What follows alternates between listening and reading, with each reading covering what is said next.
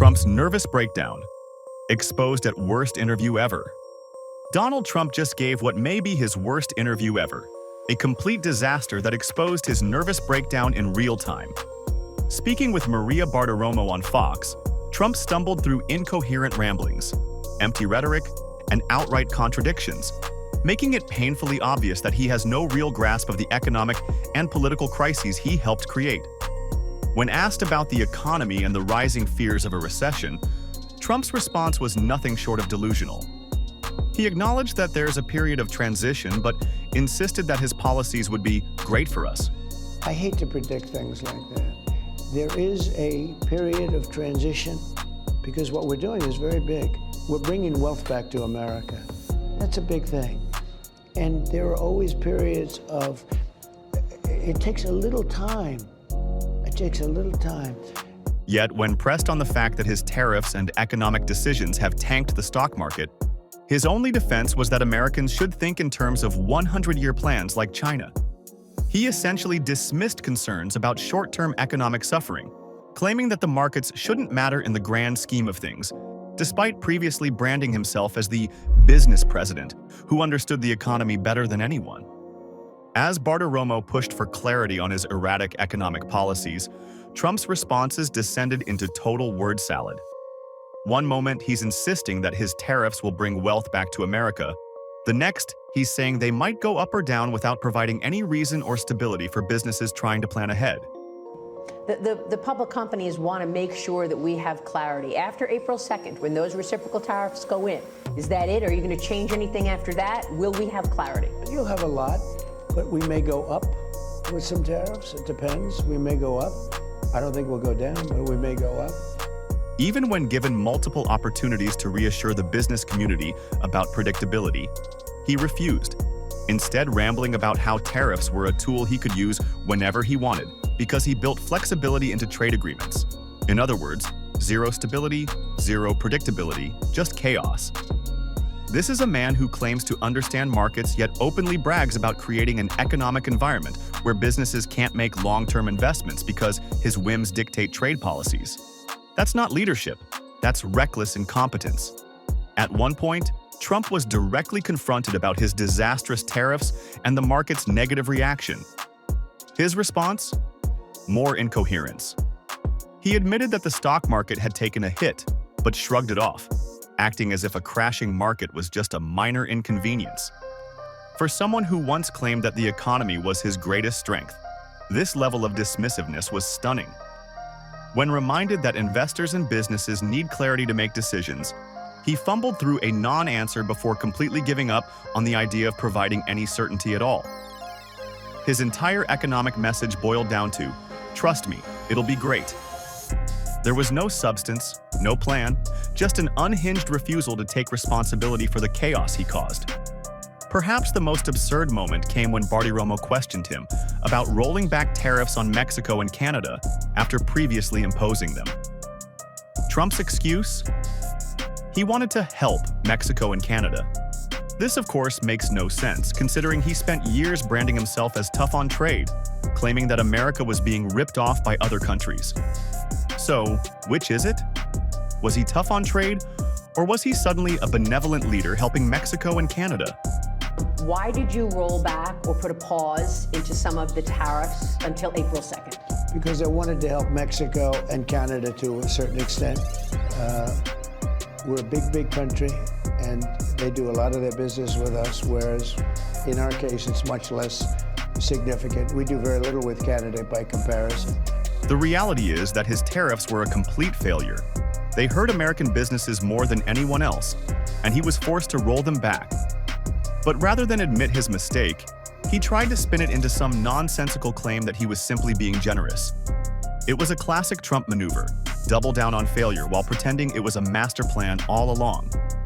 Then came the lies about inflation. Trump, with no shame, blamed Biden for inflation while completely ignoring the fact that he added $8 trillion to the national debt in his first term, recklessly printed money, and mismanaged the COVID response, which directly contributed to the economic downturn. He even tried to sell the absurd idea that inflation wasn't a problem when he was in office, as if people have already forgotten the economic chaos of his presidency. He ignored how Biden's policies actually brought inflation back down to around 2%, conveniently skipping over the fact that his own disastrous handling of the economy set the stage for the crisis in the first place. And of course, no Trump interview would be complete without a rant about law firms. He openly admitted that one of his priorities in the coming months is to go after law firms he doesn't like. Not criminals, not corrupt politicians, law firms. The sheer pettiness of this is staggering. He wasn't talking about going after law firms for breaking the law or engaging in unethical practices. He simply wanted revenge because they worked on cases that didn't benefit him. That's not leadership. That's personal vendettas being prioritized over national policy. This is the kind of thing you'd expect from an authoritarian leader who uses state power to target his enemies, not a president with any real concern for the country. As if things weren't already off the rails, Trump then bizarrely started praising Elon Musk's mass layoffs, claiming that he cut 50 to 70% of his workforce and suggesting that the government should follow suit. He then brought up some nonsense about transgender mice research, which wasn't even a real thing. He was misrepresenting transgenic research and using it as a ridiculous talking point. This is how Trump operates. He throws out random, inflammatory nonsense to distract from the fact that he has no real answers for anything. Instead of offering solutions, he relies on absurd culture war distractions to rile up his base. Then came the most pathetic and cowardly part of the interview, his attack on President Zelenskyy. Despite Ukraine fighting for its survival against Russian aggression, Trump had the audacity to claim that Zelenskyy wasn't grateful enough. He downplayed the war, acting as if Ukraine's struggle was insignificant, all while boasting that he was the one who gave them Javelin missiles. But the most dangerous part of this exchange wasn't even Trump's typical pettiness. It was what came next.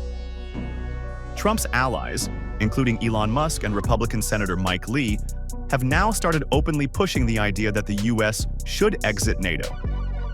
Musk even reposted a tweet saying, "We really should exit NATO now." This is beyond reckless. It's a blatant attempt to dismantle the Western alliance and give Russia exactly what it wants. The mere fact that a former president and a sitting US senator are entertaining this idea should terrify everyone.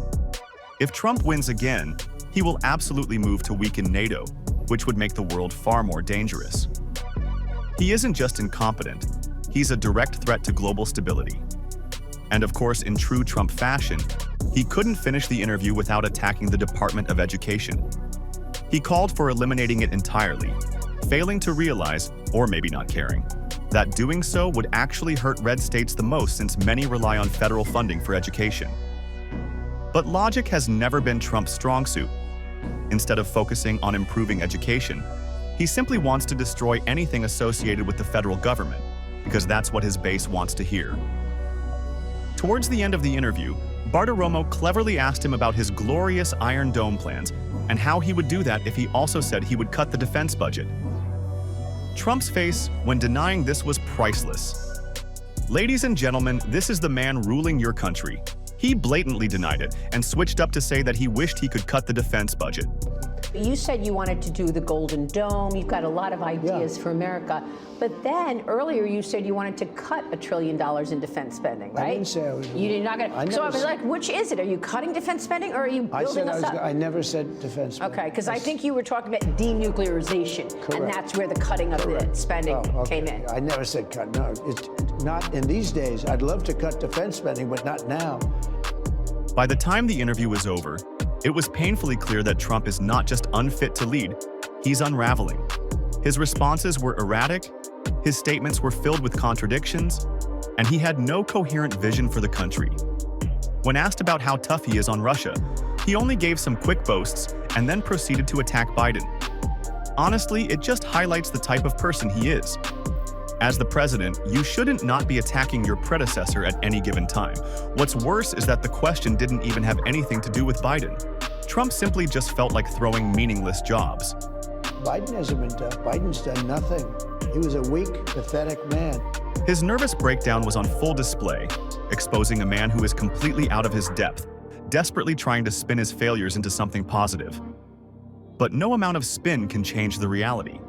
This was a disaster. And if this is the best he has to offer, then he's already lost. Thank you for tuning in to today's news update.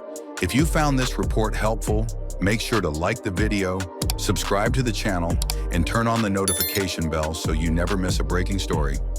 We'd love to hear your thoughts, so feel free to drop a comment below. And don't forget to share this update with friends and family who want to stay informed. Until next time, stay safe and stay updated.